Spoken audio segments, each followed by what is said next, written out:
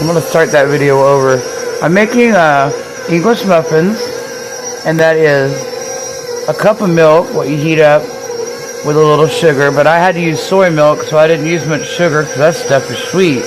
And they got me on soy milk. I'm not really quite satisfied that I can't just have a little milk. I don't drink much milk anyway. But that's neither here nor there. So anyway, I used a cup of that milk, a little sugar, and it has a cup of water also, lukewarm, and that's what you do your yeast in. You let it bloom 10 minutes with a pinch of sugar, and then you come at the flour and you add your milk what's cool. It's 6 cups of flour altogether, but I worked in 2 cups of whole wheat. I know that sounds kind of scattered, but honestly, you can look up an English muffin recipe online, and this one is the all recipes version. I have several other cookbooks. They're okay. So I'm making English muffins. I'm about to see if I've got my flour enough, and I'm going to be back. So I had to have other hands to film, just kneading for 5 or 7 minutes because I did most of it in the mixer. And I got my bowl ready. Here's to rising for an hour.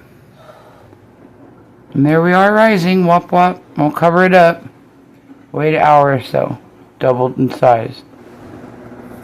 Sorry about that, I have doubled it in volume an hour. I've punched it down. Now I'm meant to roll it out. It doesn't say to rest it. Normally you rest it. So I'm going to rest it while I get my rolling pin. I'll be right back. Just hold the red button like I said. Are you done? Are you going?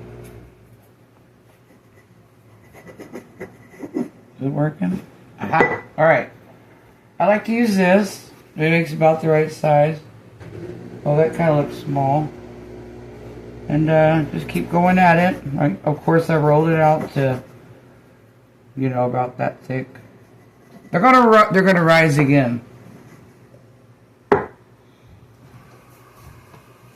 So you just keep it going. Okay. Just quick thought. Have you ever made? I've made square biscuits before, and I've just used a knife to cut them out, so I didn't have to struggle bust. Keeping and going. And I don't mind it, man. I'm okay with a square biscuit. I wonder if you could make a square English muffin. It was just a thought. It'll look great. Alright, now I'm just flopping them around in a little cornmeal mixture. That's the big one. That was the leftover dough. And beyond that, I'm going to give this to the dogs. You flop them around in a little cornmeal, so as I guess it won't stick in your pan. And it says to hit them on the griddle. After they've risen, they rise like another hour or so, maybe 30, 40 minutes. It's my oven heating up. Anyway, then I just put them in the oven in a cast iron, up higher so they won't burn on the bottom. And eventually I'll turn them over through the cooking. I don't know, 10 minutes or so. That's just what I do. You're supposed to cook them on the stove. They'll rise up again. They're trying to rise up right now. I'm just coating them with the cornmeal. I just have to let them set and get them arranged in my pans. Alright guys, for now, bye. I got them all done up. Start putting them in my cast iron. This is my cornbread cast iron. Right here. Ooh, my gosh.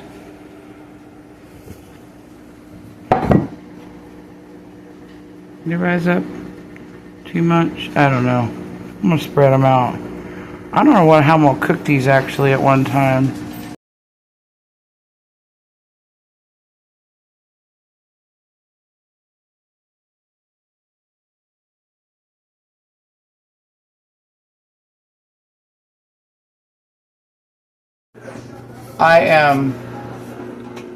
I'm just turning them over. They're cooked about halfway. I like to do them in the oven. It's fuss free. And they get a nice little toast on them from the shortening I wiped around. The others aren't ready for turning yet. And then I switch racks. Bye-bye. Yes. I did them at the top of the oven at 375 in my cast irons that I greased with shortening. I flipped them over halfway through. So really they cook like 20, 25, 30 minutes. You just gotta watch them, how hot your oven is. The other ones are in the oven.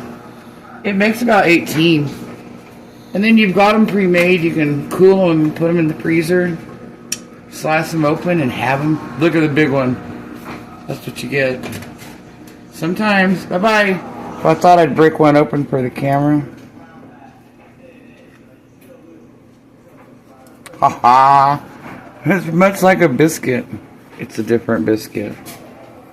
Peace, guys. Make some English muffins.